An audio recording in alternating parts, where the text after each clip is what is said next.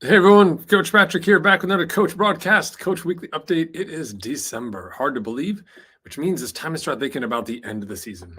And this month, I'll be walking you through a series of methodologies we use inside the team to help our athletes not only capture what they did this year, but to plan ahead better, right? So the end of the year is typically full of a couple things, obviously travel, logistics, challenges.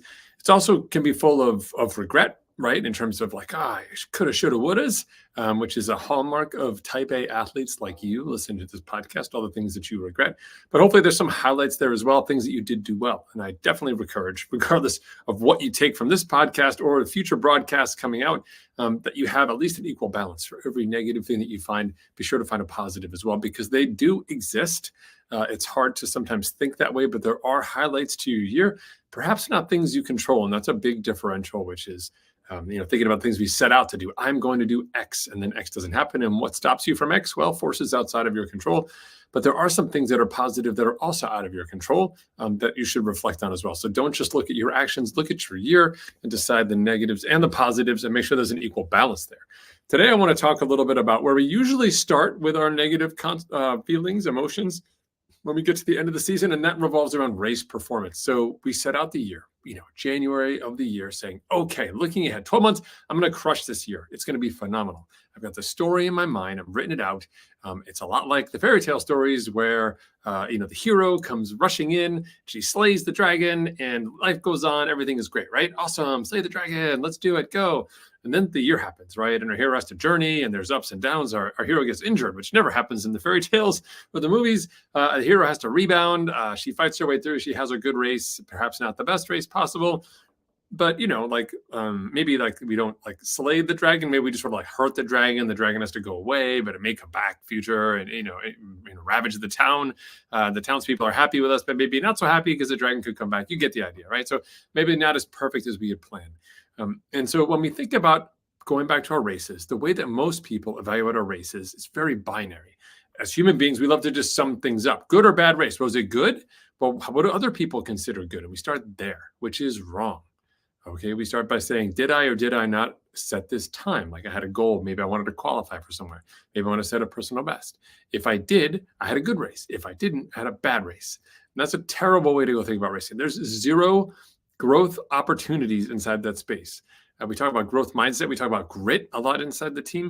And these are elements that reward effort, reward decision-making, and don't focus so much on the outcomes, because good outcomes are a result of great process. Great process is by rewarding effort and inputs. And if we just focus on the outcomes, we don't have a better process. And people without better processes, athletes without better processes, do the same thing over and over and over again. So if you find yourself in that rabbit hole, if you find yourself coming out, being like, today's going to be a great day, falling flat on your face, and then going back in and saying the next day, today's going to be a great day, and falling flat on your face, if that's you on race day or just in general, maybe it's time to start revisiting what we're doing here, getting away from outcomes that we place on the values based on others, and instead go dive deep inside. And we use our 4 keys of race execution for that. Very simple process, very effective, and I'll use this as an opportunity to remind you about that. And also let you know that we do have a race execution course that you can take online. It's an email course, totally free. Go to endurancenation.us/4 keys. That's FOURKEYS. You'll be able to enroll in that course for free and kind of walk through the process around your race. But today, I'm going to use the 4 keys in recapping your year. Okay, so the 4 keys, just as a reminder, race day is about execution, not fitness. Nothing matters until the line. We get to the line by staying inside the box. And at the end of the day, when things get really, really tough, we break out that one thing. Okay, so race day is about execution, not fitness. So let's go back. Let's go back to your race. And let's take a look at the moments where you made decisions strategically versus just trying to win the local hill, just trying to push past someone else. In every race, there's an opportunity, multiple opportunities to make a decision. Really, race day is really just a series of decisions. And you have to decide what you're going to do in this situation. Are you going to accelerate past the competition, push them away, get aggro, or are you going to make a strategic decision and say, you know what, I need to be smarter here? In the end of the day, we want you to be smarter. So step back, take a look at your race, and decide where you were smarter versus harder. Okay, which is a really big differential. So for me, I'll go take you back to Leadville. this year did my first Leadville 100 mountain bike race. And one of the key execution decisions that I made was making sure two things that were really, really key for me execution-wise. Number one, the first climb, St. Kevin's, which is really, really steep. It's about a mile long, but hella hard and as crowded as heck because your wave is all there. I made the commitment to stay inside my box. Even though people were racing past me on all sides, I thought that would be too dangerous, too aggressive. I stayed inside my box. I was rewarded for that because when my chain popped off, I was mentally in the right space, just over the top, to put it back on, no problem. Second time that execution really made a difference for me was coming back in right around mile 70, 75, where I decided to stop. I had to stop and reset mentally instead of just trying to push through. Pushing through wasn't working. And I made a stop there, realized my time, was able to pivot and save my day and have a phenomenal, strong end to my race. But it wasn't unless I had stopped that things had worked.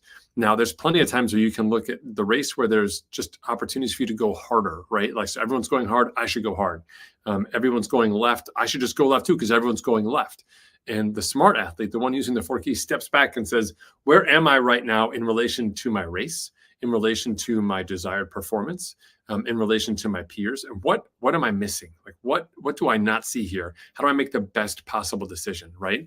And so we really want to focus in on that. So go back to your race and find those good decisions that you made, and also find those decisions you opted for fitness instead. Like, I'm just going to go hard, I'm going to surge, I'm going to yell at someone. Like for me in Leadville, it was the flat section coming down power line. There's a flat section, maybe 10 miles. It's not long enough, I'll tell you that.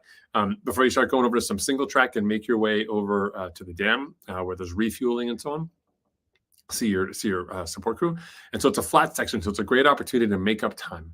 And so it's a big peloton, but here's the thing: on mountain bikes, and with the huge climb coming, at the middle of the course right there, nobody wants to climb up Columbine tired. So everybody is saying, oh, I'm just going to sit in. No one wants to work, but it's a time to work. So you're trying to pull through and you get to the front and pull and nobody comes through, get to the front pull. So I was so mad by the time I got up there that nobody was pulling. I was like, come on, you dogs, like yelling at people, and nobody wanted to pull. But I tried to use my fitness, maybe not the best or brightest use of my fitness. So every race has an opportunity to look at those decisions, execution column, fitness decision columns. Let's see how those equal out. Did you neutralize them? What could you do more on the execution side? What won't you do next time? Right? Capture those lessons learned. All right, great. Let's move to the next one, the line. Okay, if we talk about the line being, that's the place on race day when things really go forward, right? So the line is a place where you decide ahead of the race, hey, this is where things are going to get hard.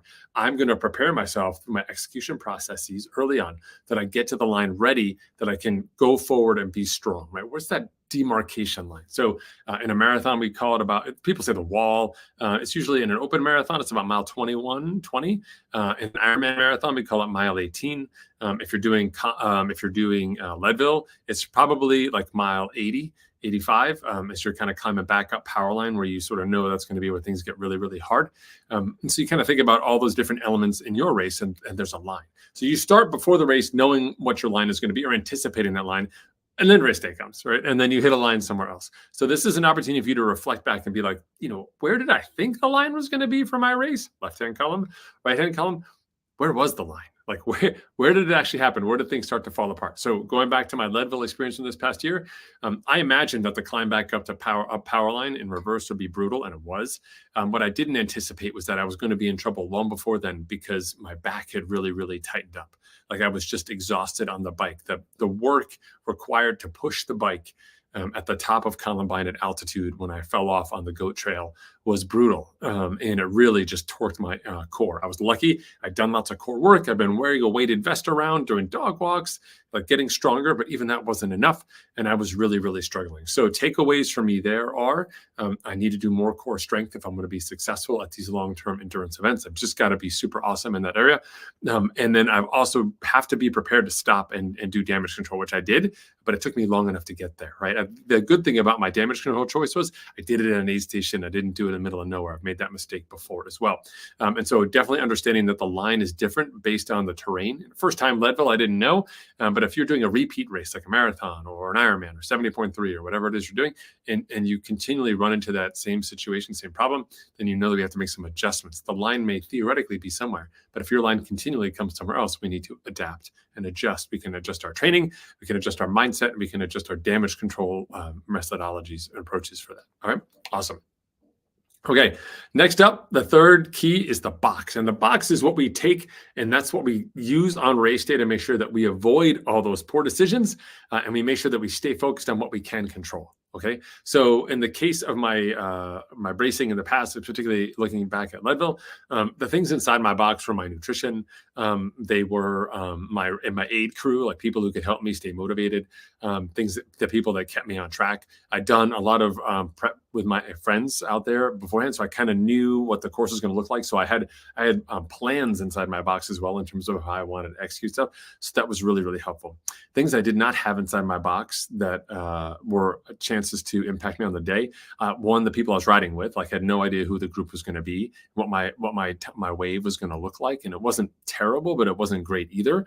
I couldn't control the descending. I wasn't prepared, excuse me, for having like 500 people go down power line together. That was terrifying and something that I was not ready for. Probably in retrospect, probably good I didn't know it was going to be like that, but it was definitely a bit overwhelming for me, who's not a great descender.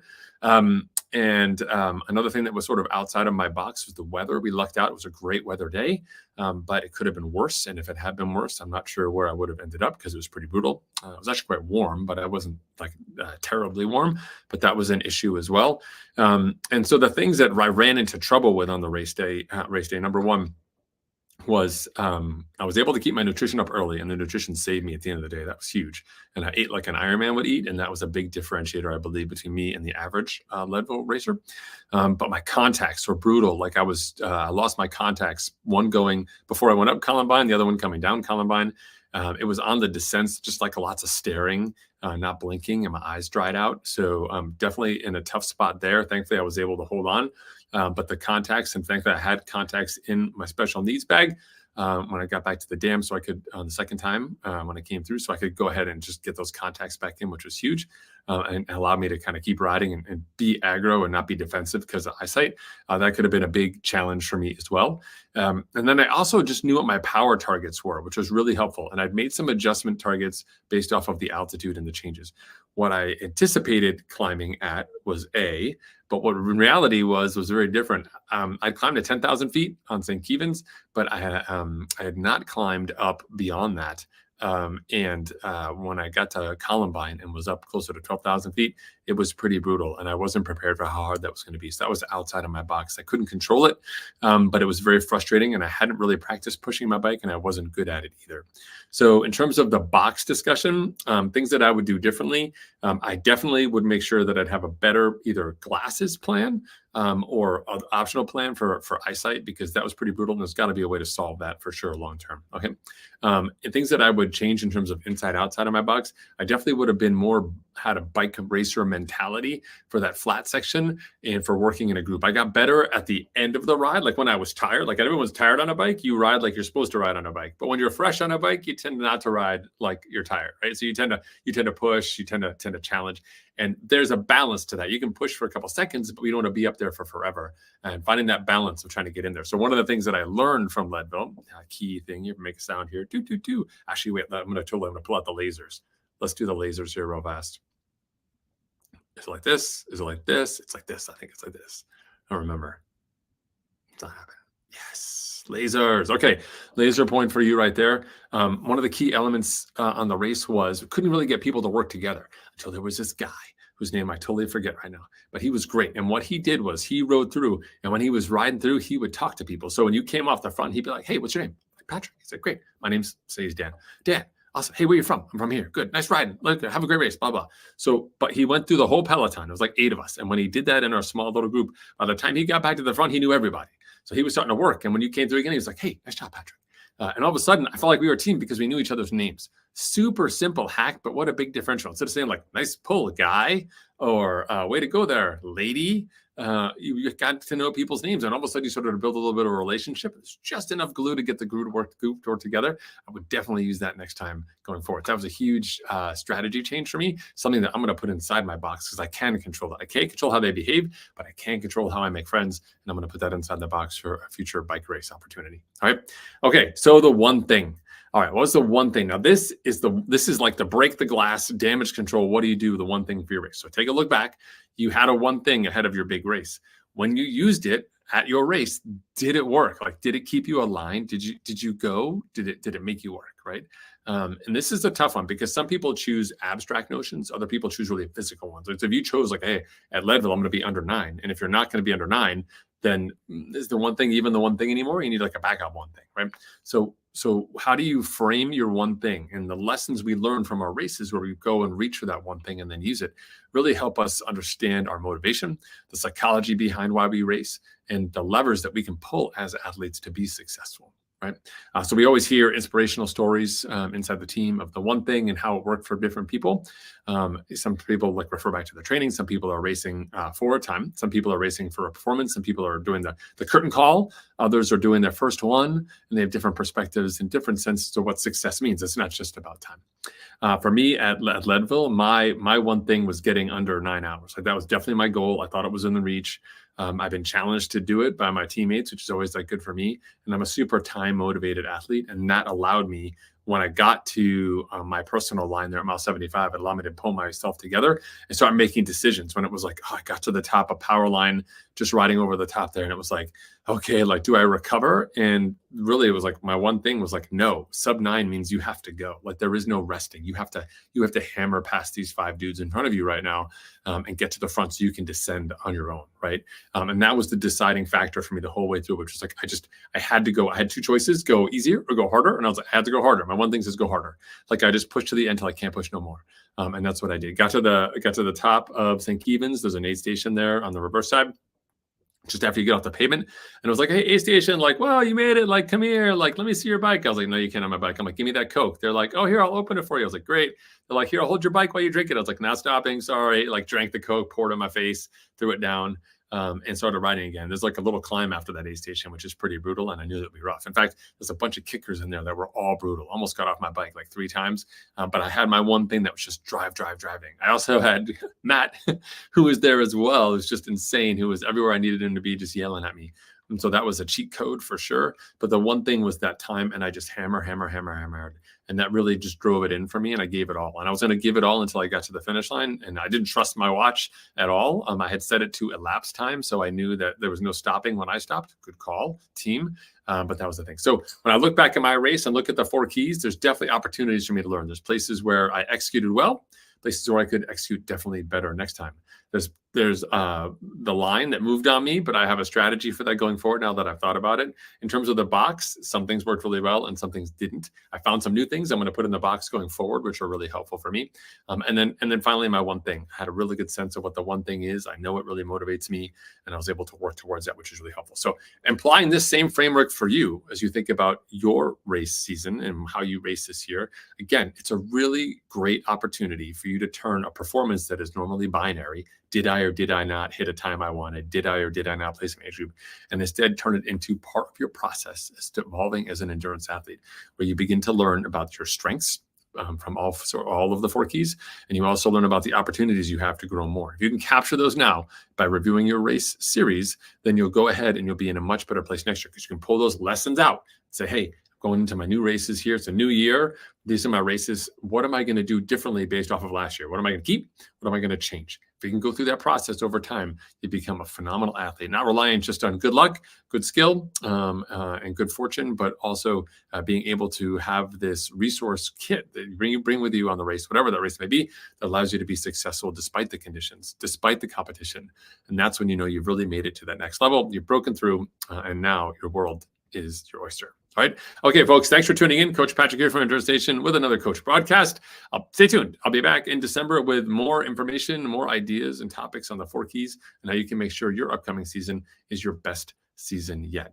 Thanks, everyone. Take care. Have a fantastic week. I'll talk to you soon.